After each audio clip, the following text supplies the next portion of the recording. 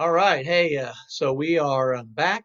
Um, we're doing a, short little devotion on Wednesdays and on Fridays, and then on Wednesday night we have Wednesday worship with Ryan and Danielle. So that was awesome. If you haven't had a chance to see that, I recommend that you go and check that out and worship with them. There's a new song on there as well, and so that was really good.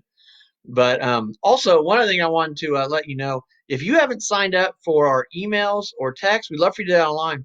But if you are signed up for the emails, it went out today.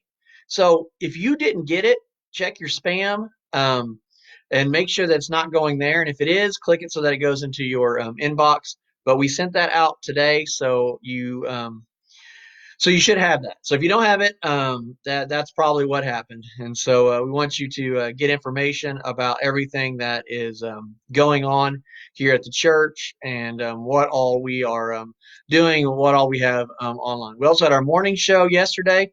If you haven't watched that, we recommend that you watch it, but make sure you stay till the end. I know our waffle iron cooking stuff got a little tedious sometimes, but we would love for you to keep watching that and do that. And so at the end, there's a race that I don't think you're going to want to miss, and so we will have that as well. But anyway, here is our devotion that we're going to do. We're going to look at John, and at the end of John, we see this. So the apostles have seen Jesus twice now when they came to the upper room, and then Thomas. And now these guys go fishing. A bunch of them go fishing. That's what they did before. That's what they're good at. That's what they go do. And Jesus yells at them, hey, throw the net on the other side. They catch all these fish. Well, Peter then realizes it's Jesus. He literally jumps. It says he wrapped his outer garment around him, and then he jumped into the water. And I don't know if he swam, if he waded, what happened, but he runs up, gets up onto the shore with Jesus because as soon as he sees and knows that it's Jesus, he wants to get there and talk to him. He wants to see Jesus. It's interesting that it wasn't that long ago that Peter had denied Jesus. Maybe it was just a week or so ago, even just over a week. And so he did that, but he didn't feel like he had to hide from him. He didn't feel like that he couldn't approach him. He wanted to run and see Jesus. And so he gets in the water and gets there as fast as he can. And then this interaction happens between Jesus and Peter. And I absolutely love this. They had finished eating, Jesus said to Simon Peter, Simon, son of John, do you love me more than these? He said, yes, Lord, he said, I know that I love you. You know that I love you. Jesus said, feed my lambs. He does it a second time. And Peter answers, yes, Lord, you know that I love you. He says a third time, do you love me? Now it says Peter was hurt because Jesus asked him the third time, do you love me? He said, Lord, you know all things. You know that I love you. And Jesus said, feed my sheep. Now, if you remember, Jesus had said that Peter was going to deny him 3 times and that he was going to reject him. And so what Jesus did was he allowed Peter then to say that he loved him 3 times. There's a couple of things I really like about this. The first is how this shows our interaction with God as well. We're going to mess up. We're going to deny him, but God is there just waiting for us to come back to him. You see, there's 2 people that rejected Jesus specifically during this story, and we see what Judas chose to do, to go and take his own life and to take it out on himself. And then we see what Peter chose to do, which was to come back to God.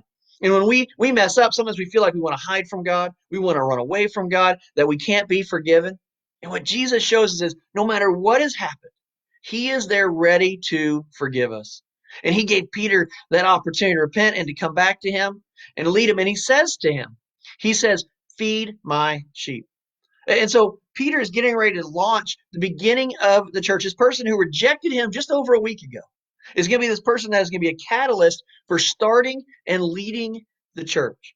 And so whenever you feel like maybe you've done something to reject God, maybe you've messed up, you know what? Satan wants us to feel bad about it. He wants us to have this guilt hanging on to us because it'll drag us down. And what Jesus says is just come on back. Just come on back. We need to feel free to run to our Father and run to him because he has forgiven us just like he did with Peter. Now, the second part that I really like about this is this. And Jesus says, all right, you love me. You're following me. I want you to feed my sheep.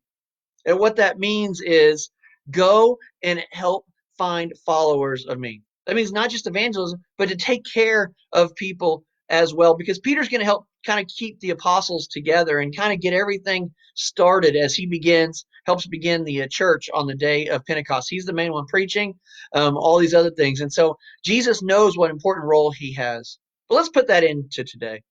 I think when we say, we love you, God, we love you, Jesus, we love you, Jesus, we'll say that over and over again. But I think what he's telling us is, feed my sheep. What that can mean for us right now is this. Who is it that God has put on your mind that you need to contact? Who is it that you need to help shepherd, help take care of? Who is it that you can show love to? I think that's what Jesus would tell us in these circumstances that we're in. He would say, do you love me? And we say, yes. He'd say, feed my sheep. Take care of people around you. Is there somebody that you need to help going shopping for them or providing something for them? Is there somebody you just need to call or send a message to? What does that look like to take care of each other? And so Peter has this opportunity to come back to Jesus. He has an opportunity now to lead out of that. And Jesus says, take care of other people. So I know you love me. Now take care of other people. Well, we're kind of wrapping up this whole walk to the cross and then what happens afterwards. On Monday night, we're going to kind of look at Jesus' last words, and then we're going to move on to a different subject as we continue on. But I just want to encourage you with this. Whenever you say you love Jesus, you know what Jesus can say back to you? Feed my sheep. Take care of people and love people. That's what it means to follow Jesus. That's what it means to be a Christian. That's what it means to the Christian life flowing out of us is we feed his sheep. We love people and we take care of people because we know that we've been forgiven and that we are loved and that anytime we can go to God with anything that we have. And so when we have that, we love and we feed his sheep. So well, I'm glad that you joined us tonight. Like I said, we aren't going to go as long as in depth as the other studies. We'd love for you to watch some of our other stuff that we have online. Like it, share it, all that good stuff. But Sunday morning at 10 o'clock, we will have our worship service, and we are kicking off our new series, Restore Joy. And it's a study through the book of Philippians. It's all about joy. And I think right now people really need that now. So go ahead and share that as well. And we love you, church. We are praying for you. If you have prayer requests, send that in as well. But we love you. And if you need anything, let us know so that we can help.